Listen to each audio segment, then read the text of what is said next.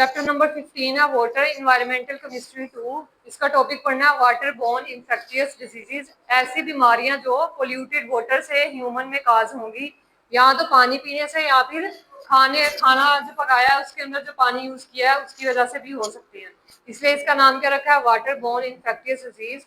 तो इसकी डिफाइन है सबसे पहले, डिजीजेज दैट स्प्रेड, स्प्रेड कहते हैं फैलना, because of drinking polluted water or eating food prepared with polluted water are called waterborne infectious diseases।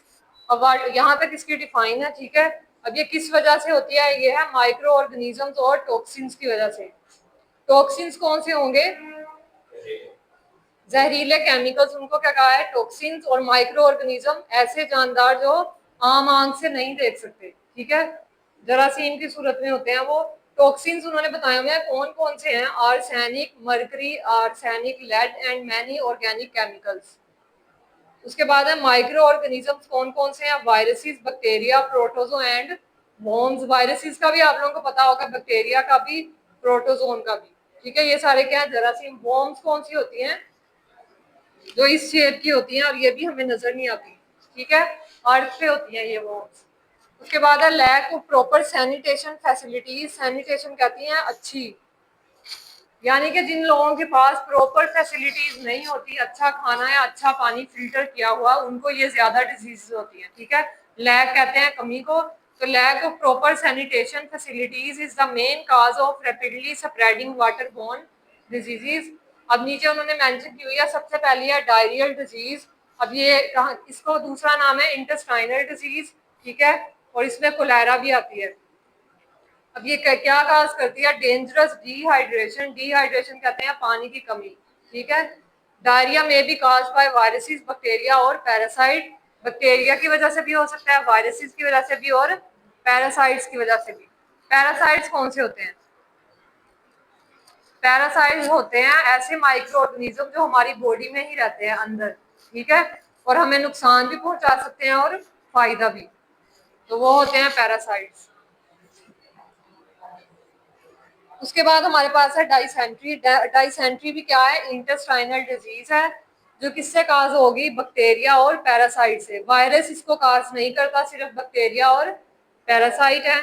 It is characterised by severe diarrhoea. अब इसमें क्या होगा, डायरिया होगा, पानी की कमी हो जाएगी बॉडी में, और साथ में क्या होगा, ब्लड भी होगा डायरिया के साथ, ठीक है, और म्यूकस। उसके बाद है कोलेरा।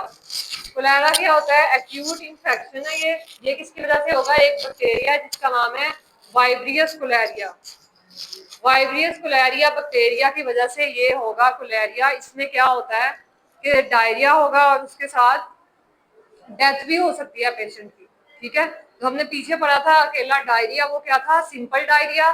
उसके बाद क्या था, डाइसेंट्री, उसमें डायरिया के साथ क्या आएगा, ब्लड। नेक्स्ट हमारे पास है कोलेरा। इसमें होगा तो डायरिया, लेकिन ये जानलेवा भी हो सकता है। फैटल का मतलब होता है जानलेवा। नेक्स्ट हमारे पास है क्रिप्टोस्पोरिडियम। क्रिप्टोस्पोरिडियम क्या होता है, गैस्ट्रोइंटेस्टाइनल इलनेस की वजह से। गैस्ट्रोइंटेस्टाइनल इलनेस किसको कहते हैं, जब डायरिया के साथ वॉमिटिंग हो। वॉमिटिंग किसको कहते हैं, उल्टी आना, ठीक है। तो डायरिया के साथ अगर वॉमिटिंग होगी तो वो उसको क्या कहेंगे, क्रिप्टोस्पोरिडियम। और गैस्ट्रो इंटेस्टाइनल इलनेस भी कहते हैं इसको। These tiny pathogens are found in surface water sources like reservoirs, lakes and rivers। इसको कौन काज कर रहा है, पैरासाइट्स, ठीक है, जो कहाँ पे पाए जाते हैं, रिवर्स, लैक्स और रिजर्वोयर्स, जो नदी नालियां होती हैं, जो वहां से पानी पिएंगे उसी को ये होगा क्रिप्टोस्पोरिडियम। उसके बाद नेक्स्ट हमारे पास है फ्लोरोसिस। फ्लोरोसिस किसकी वजह से होगा, ज्यादा फ्लोरीन के आयंस होंगे जिस पानी में, उसमें होगा, ठीक है।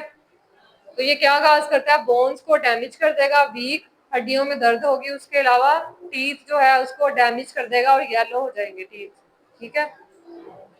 नेक्स्ट हमारे पास है हाइपेटाइटिस। इसको क्या कहते हैं, लीवर इन्फ्लेमेशन। लीवर किसको कहते हैं, जिगर को, ठीक है। लीवर हम लोग जिगर को कहते हैं, उसको क्या हो जाएगी, इन्फ्लेमेशन किसको कहते हैं, सूज जाना, इन्फ्लेमेशन, सोजन को कहते हैं। जिगर क्या हो जाता है, उसकी सोजन हो जाती है। उससे क्या होगा, ये यहाँ तो एक वायरस से होता है और ये 5 वायरसेस से भी होता है, ठीक है।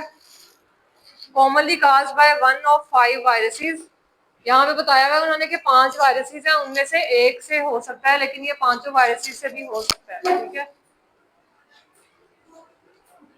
कौन कौन से हेपेटाइटिस की टाइप्स हैं? ए, बी, सी, डी और ई। जो हेपेटाइटिस ए और ई है वो किससे ट्रांसमिट होगी? कंटेमिनेटेड वाटर से। कंटेमिनेटेड वाटर कौन सा होगा? Polluted water. और ये हेपेटाइटिस किस किस से फैलती है? फॉर एग्जाम्पल अगर किसी की सर्जरी हुई है और वही टूल्स डॉक्टर ने किसी और के लिए इस्तेमाल कर लिया है तो एक से दूसरे को हो जाएगी। उसके अलावा अगर किसी ने पानी पिया और किसी ने उसका वही वाला पानी पी लिया तो उससे भी हो सकती है। ठीक है, अगर उस इंसान को हेपेटाइटिस थी और दूसरे ने उसका पानी पी लिया उससे भी होगी। उसके अलावा जो हम लोग फोम यानी कि कंघी इस्तेमाल करते हैं, ठीक है, अगर उसको हेपेटाइटिस थी और आपने उसी की कंघी इस्तेमाल कर ली, ठीक है, तो हो सकता है कि उसका वायरस भी आप में आ जाए। उसके अलावा टॉवल्स, तौलिए, ठीक है, वो भी एक दूसरे के इस्तेमाल नहीं करने चाहिए, अलग अलग रखने चाहिए। ठीक है, क्योंकि हमारे घर में सबका टेस्ट नहीं हुआ होता, क्या पता किसको हेपेटाइटिस हो, तो वो एक से दूसरे को तो पूरी फैमिली को भी हो सकता है। उसके बाद है हुक्वाम। हुक्वाम क्या होगी? पैरासाइटिक वॉर्म, मैंने अभी बताया था किस शेप की होगी ये कहाँ पे इन्फेक्ट करेगी? स्मॉल इंटेस्टाइन में। इससे क्या होगा? एनीमिया हो जाएगा। एनीमिया कहते हैं ब्लड में कमी, खून की कमी हो जाती है, एनीमिया इसके ऊपर लिख लो। And stunted growth in childrens, जो बच्चे हैं वो सही तरीके से चल नहीं पाएंगे। ठीक है, hookworm larvae enters the body through skin. अब ये कैसे जाती है? स्किन के थ्रू भी जा सकती है और फीड्स के थ्रू भी। जो लोग ज्यादा मिट्टी का इस्तेमाल करके कोई काम करते हैं उनको ये ज्यादा होती है, और कोई गीले इलाकों में जाते हैं, ठीक है, और वो जूता नहीं पहनते तो उनको भी होती है, क्योंकि ये पाँव से अंदर जाता है ये वॉर्म। नेक्स्ट हमारे पास आगे लिखा हुआ है spread by poor sanitary condition hookworms affect about 1 billion people world wide per annum. Annum कहते हैं साल को, हर साल कितने लोग इससे अफेक्ट हो रहे हैं? 1 बिलियन पीपल। क्यों ज्यादा अफेक्ट हो रहे हैं हुकवाम से? क्योंकि काफी लोग हैं जो पुअर पीपल्स जो कैंट्स में रहते हैं और वो मिट्टी के ऊपर नंगे पाँव चलते हैं। ठीक है, तो मिट्टी से क्या है, हुकवाम कहाँ ट्रांसमिट हो जाता है? उनके फीड्स में। उसके बाद है जॉन्डिस।